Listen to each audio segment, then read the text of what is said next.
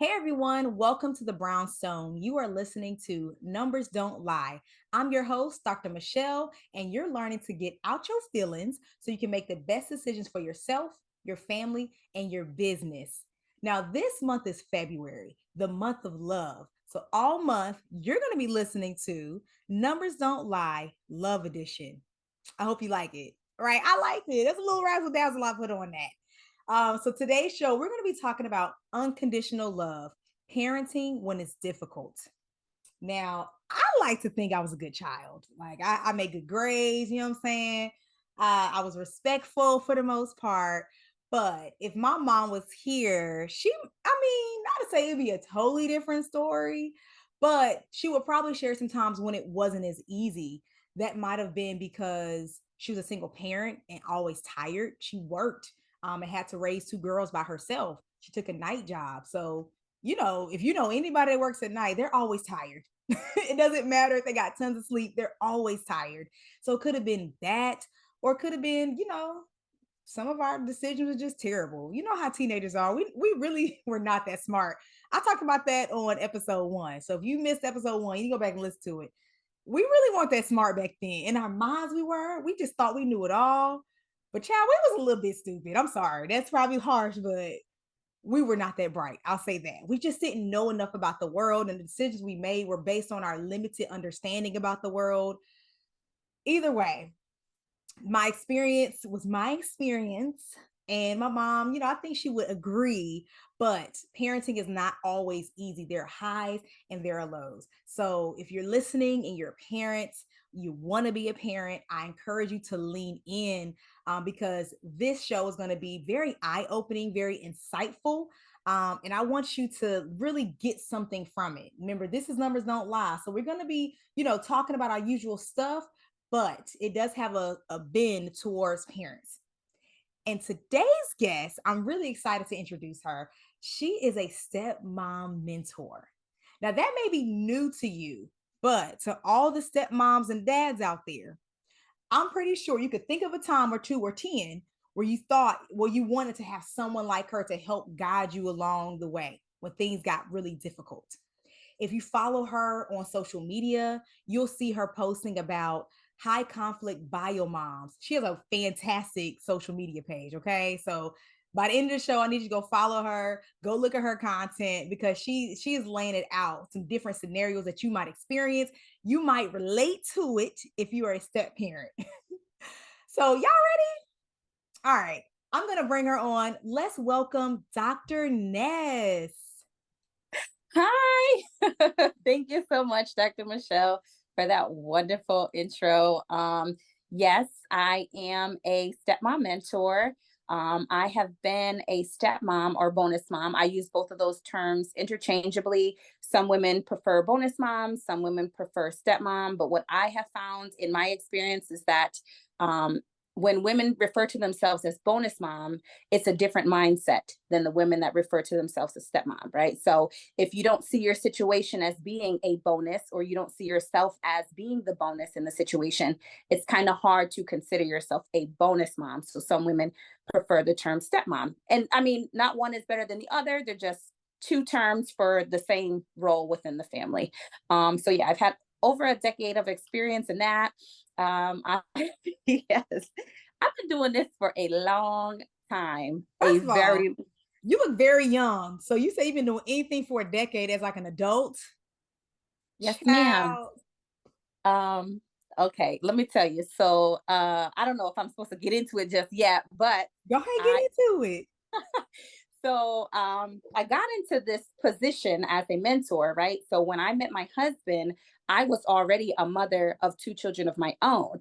And so when I met him and he said he had a daughter, I was like, perfect. This is going to be so great. Like, and our children are very close in age. So my two oldest biological children are only 14 months apart.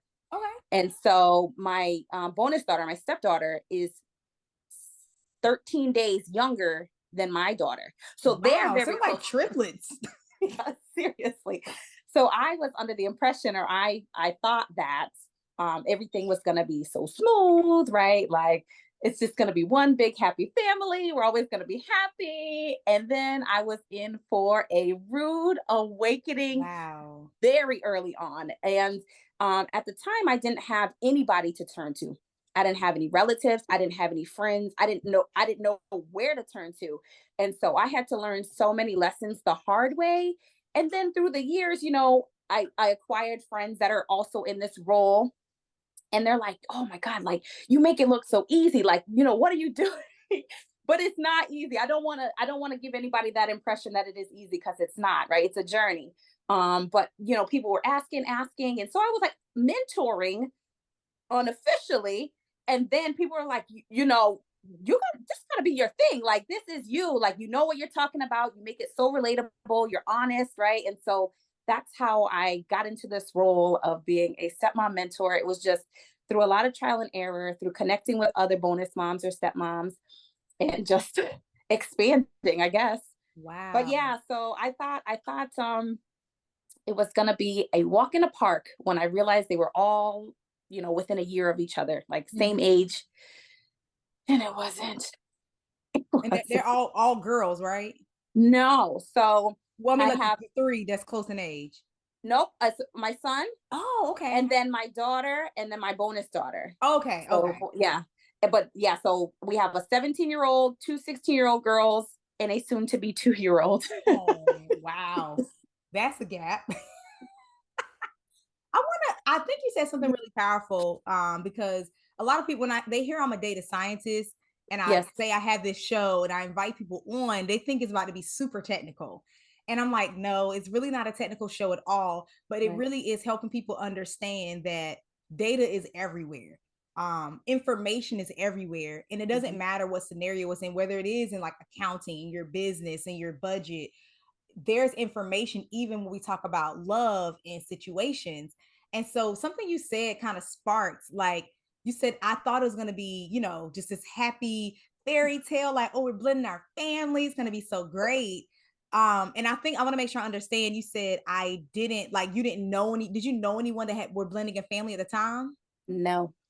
Like, no one in my immediate circle, no one in my immediate family, like none of my friends, like I had nobody to go to. So Mm, I was like, okay, well, I guess I made one, I don't want to say mistake. It was a hard lesson, right? And so mm, one of the hard lessons that I had to learn very early on was the way that I parent my children had to be different than how I approach my bonus daughter. And mhm. I didn't know that.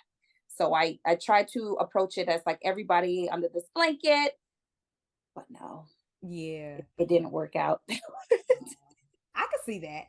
So for those that are listening, I want to I want to kind of touch on something she said. Like, she had no point of reference.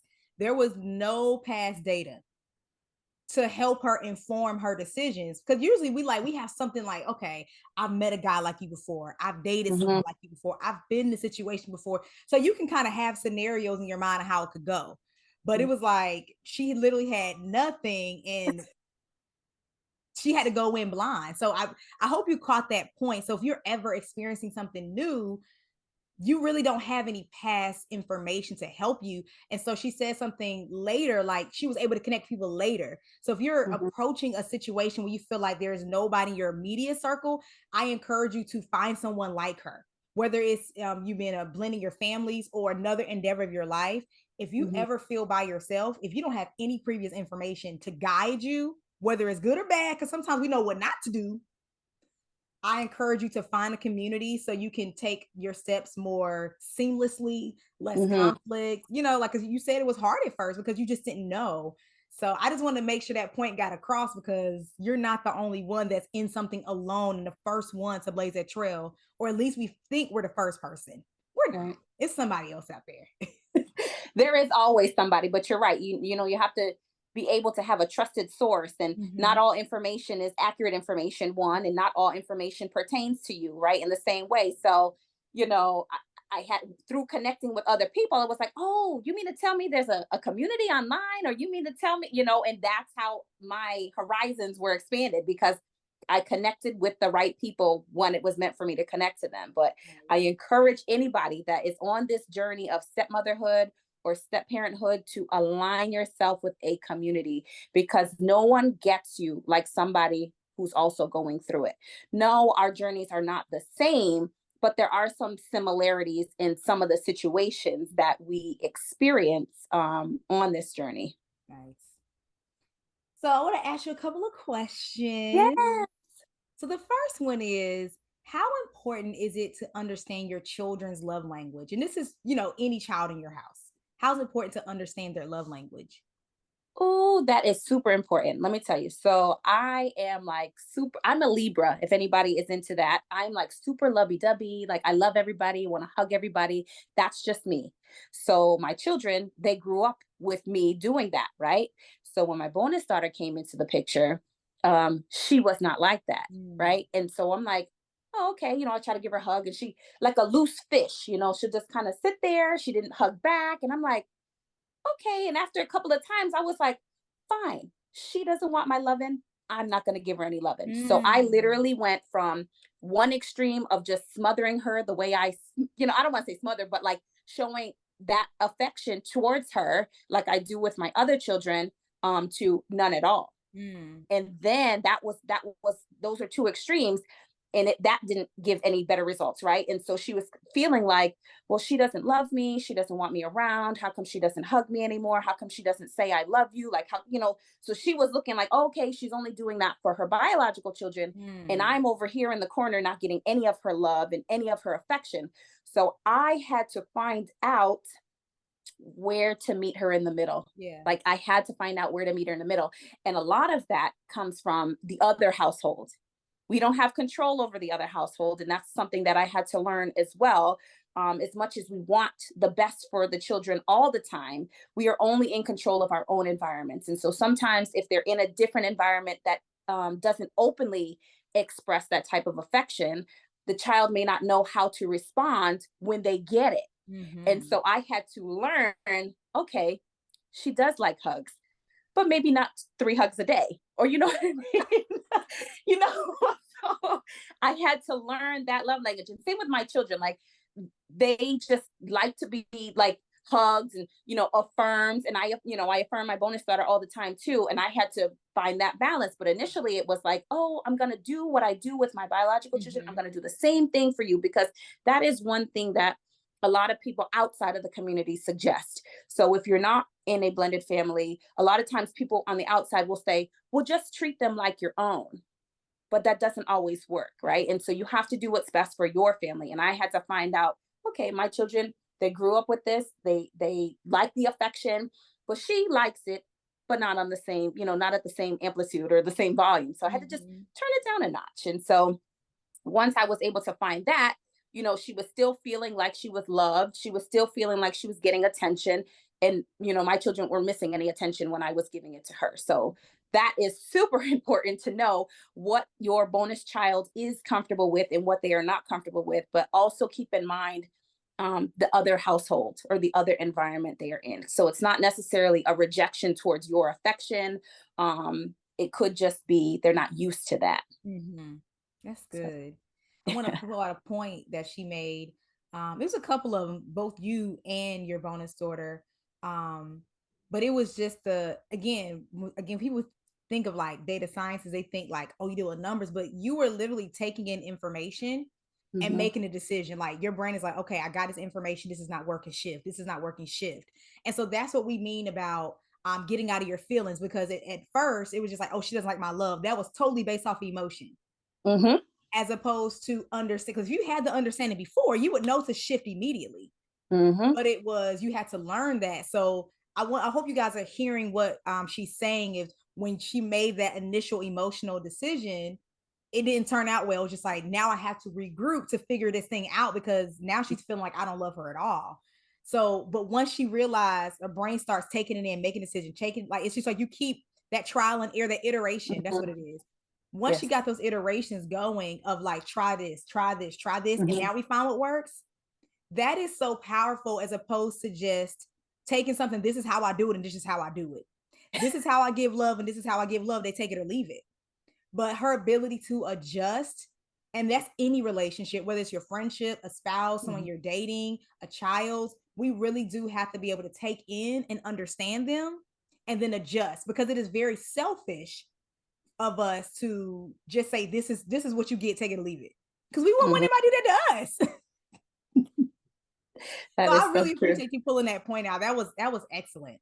Keeping it locked to KCCR Radio, My station. the Brownstone Center, and don't forget, no matter where you go, there we are. Okay.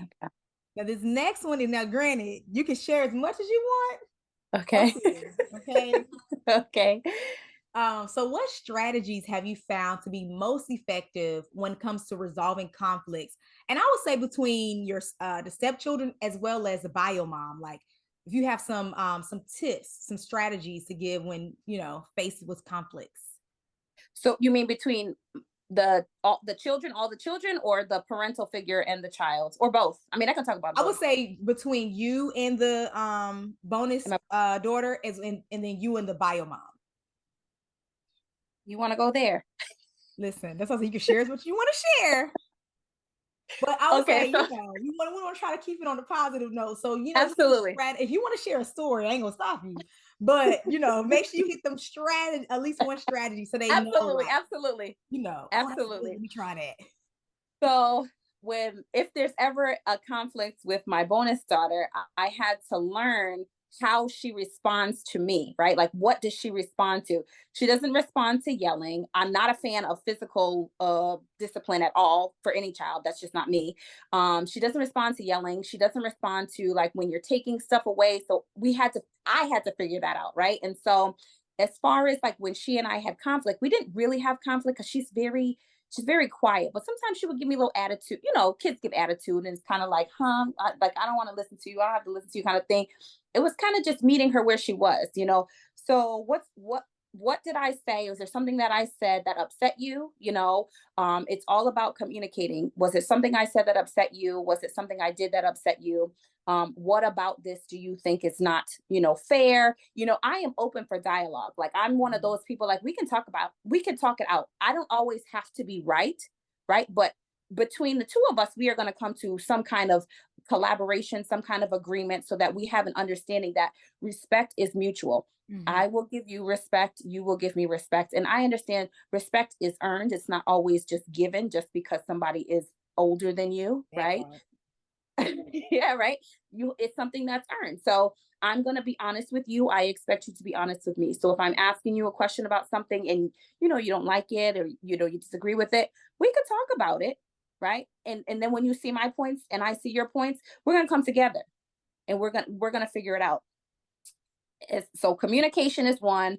Mutual respect is another thing, I would say, as far as the conflict. And sometimes you do have to create boundaries with your Mhm. bonus kids, right? No one should be subjected to disrespect, right? Because Mhm. sometimes kids get away with things with one parent or one household. They can do this, and Mhm. then they come to the other household that has a different set of rules, and they think, well, at this house I can do that, so I'm going to carry that over here. But this household has this set of rules that need to be respected, and that household has its set of rules that need to be respected. And so sometimes you might have kids where, some parents or adults in their lives are okay with them shouting at, the kids shouting to the adults, or Mm. screaming when they don't get their way. Well, in this household, You said nah. yeah, in this household, that's not one of those things that we accept as acceptable behavior. We have higher expectations of you and for you, and it's only going to make you a better person in the Mm. long run. So that's not okay over here, and here is why. Right? So sometimes you have to set that boundary, and, I like, like these that. are the consequences of you if you cannot honor this boundary. These are the consequences. Okay, well, you're just going to be in that room screaming to yourself, right? And so when you're ready when you're ready to come back and talk to us, right? Like how we're speaking with you, then come back and join us. But for now, you're going to have this monologue in this area by yourself, because Ooh. we're not doing that. Now, Hold on. if Before you get into that, before you get into that, I gotta leave them hanging a little bit, because I gotta okay, remind them what okay, they're listening to right now. You are currently okay. listening to Numbers Don't Lie Love Edition with me, your host, Dr. Michelle, on KCCR The Brownstone. Remember, you can follow me on social media. That's Facebook and Instagram at Mogul Beginnings. That's MOGUL, Mogul Beginnings. And also on brownstoneworldwide.com. Welcome home, y'all. Now, I also have something for y'all. So if you're a business owner out there, and you've been struggling to hit like that mid six figures and beyond, I have a solution for you. So I have a fire training coming up that's going to help you understand why you've been struggling, or even why you're going to have a hard time continue to scale. I'm going to drop the information. I got the link right up here, but you can go to powerofyourdata.com/free training. That's powerofyourdata.com/free training.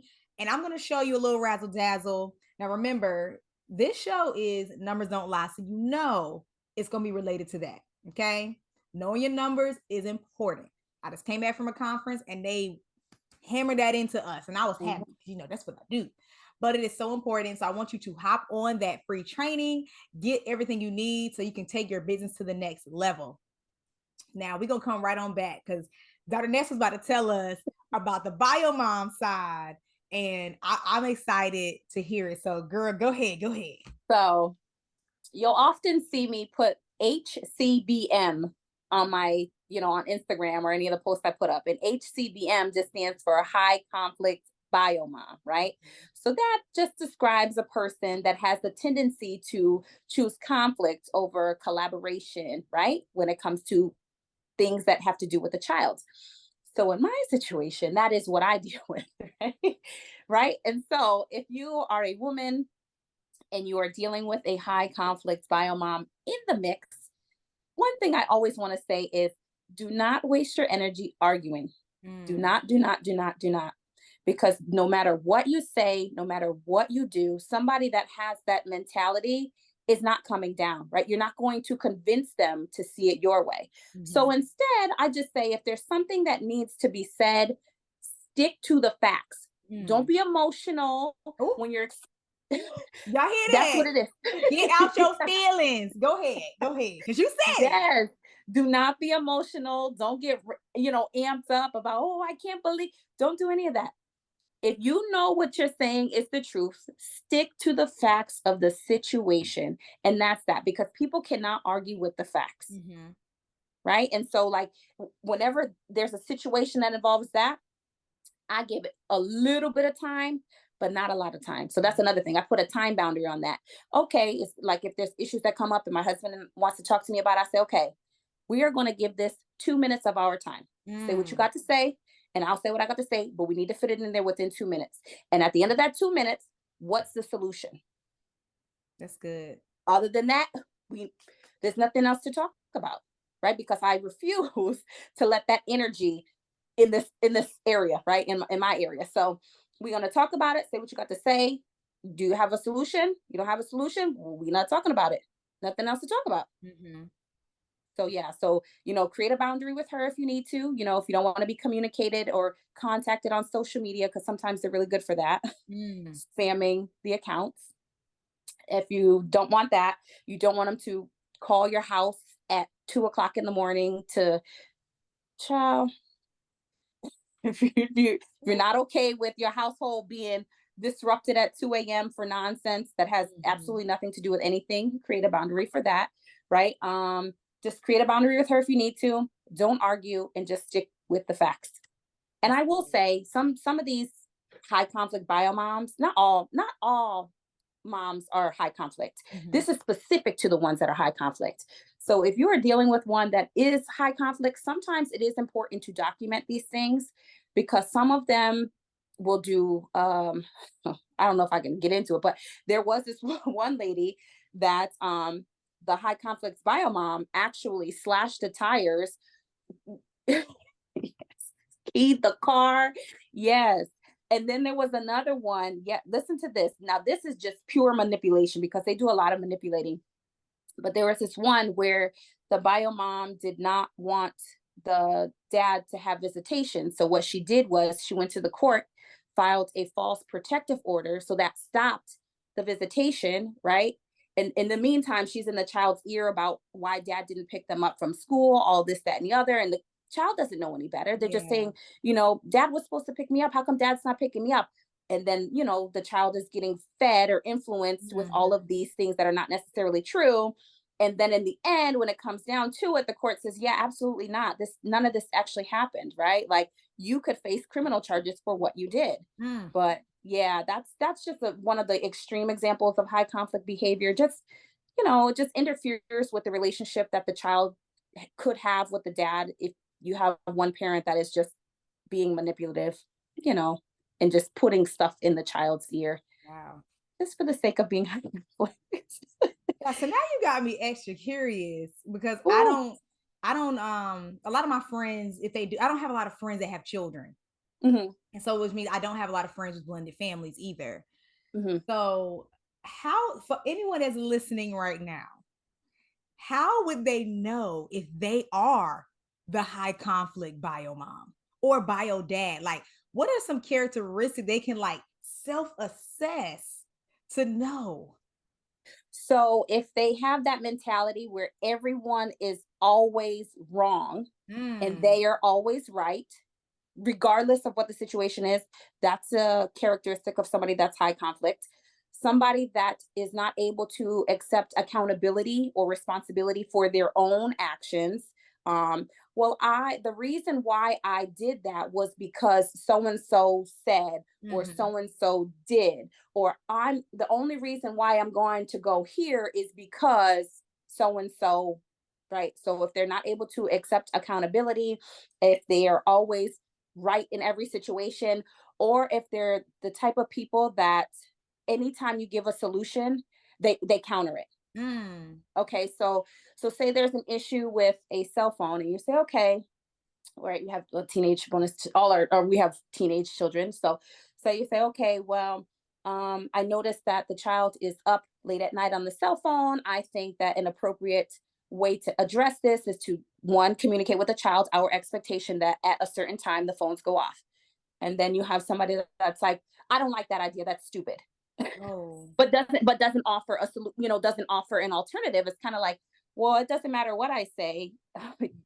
You're probably just not going to agree just for the sake of not agreeing, Mm. right? So that's another characteristic of somebody that's high conflict. It doesn't matter what solution you give, they don't want to do it, and they don't have an alternative or another solution that they're willing to offer. Those are probably three telltale signs of somebody that is high conflict. Well, if that is you out there, I hope we're not attacking you. We No, need to be better. So thank you, Dr. Ness, for just giving us absolutely. that rundown because Hmm. it's 2023. Like, we Yes. want to have great things happen in our lives, and it's really hard to have great things happen if you keep standing your own way and being the negative person. Hmm. Hmm. I couldn't have said it better myself. This was so Yeah. good. We might have to have Dr. Ness back, y'all. It's some more stuff in there. I kind of want to hear some more stories. So we might have to have her back. I'm gonna think of another way to work it in. But I want to thank all of you guys for hanging out with us. Be sure to follow us on Facebook, Brownstone Worldwide, or visit brownstoneworldwide.com for articles that I've written on subjects like this. Remember, numbers don't lie because they don't. And even though data isn't just numbers, because we heard Dr. Ness say today, like learning, ingesting different experiences and adjusting, that is still information. And if you use that to guide you as opposed to your feelings, it'll turn out 10 times better for you. Remember, you can follow me on social media at Mogul Beginnings. That's Mogul, Mogul Beginnings on Instagram and Facebook, as well as brownstoneworldwide.com. Dr. Ness, how can people find you? Well, I am on Instagram at Coach Dr. Ness, like Coach Dr. Ness. I do have a Facebook. It's still Coach Dr. Ness, but I'm not really active on there just yet. But you can go ahead and follow that page. I do have a Twitter, Dr. Ness One. But the best way to reach me is on my Instagram because I am on there every day putting up content for our community. Mm-hmm. And again, that's Coach Dr. Ness on Instagram. And we have bonusmomsclub.com is the website. Excuse me. We have blogs up there. super helpful blogs. We put a blog up there every single day. We have our Nice. private community up there, right? You can join the wait list to get into our private community. It's a wonderful time up there. And And just some what's that resources. website to get there? Bonusmomsclub.com. Okay. Yes, you'll see. I think we right when you type it into Google, bonusmomsclub.com. We're right there. She's findable. So if you know any other parents that need support in that area, please send them to bonusmomsclub.com or look her up on Instagram, Coach Dr. Ness. Is there underscores in there? There are, but I don't know. Do you need to put them in there? So it's Coach_Dr_Ness Ness. Okay. I mean, I don't, just in case there's another Coach Dr. Ness out there. Oh, I there's want to not make sure they another. find you. There's not another. And I'm telling you, my DMs are open. I have so many wonderful conversations in my DMs. It's not, it's not a robot, anything in the DMs. It's me. You're right. We have good conversations. People just come. They want to vent. They want to know my opinion on something. They want to know if I've experienced it. And my DMs are always open. And I enjoy and appreciate our conversations. The ladies know. Sometimes I get a couple fellas in there too. But for the most part, it's the ladies. Right.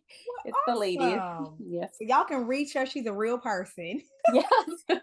It's me. So thank you so much for spending time with us out Thank there you. listening in Brownstone land. We really appreciate you listening to this conversation. We hope you're able to take something from it and apply it to your life. And you want to make sure you're back here next week because I have something special for you. I actually have another guests plural. We're going to be talking about dating and relationships, okay? Because just because you're in love or trying to find love, it doesn't mean you just throw logic out the window. Like we've all done at some point in our life. So you want to make sure that you tune in to hear about that. Make sure you go visit us at Brownstone Worldwide, get more content, more articles on these topics. Because remember, numbers don't lie. So you get you're gonna get your feelings. So you can make the best decisions for yourself, your family, and your business. Until next time, I'm Dr. Michelle. Have a great week, y'all.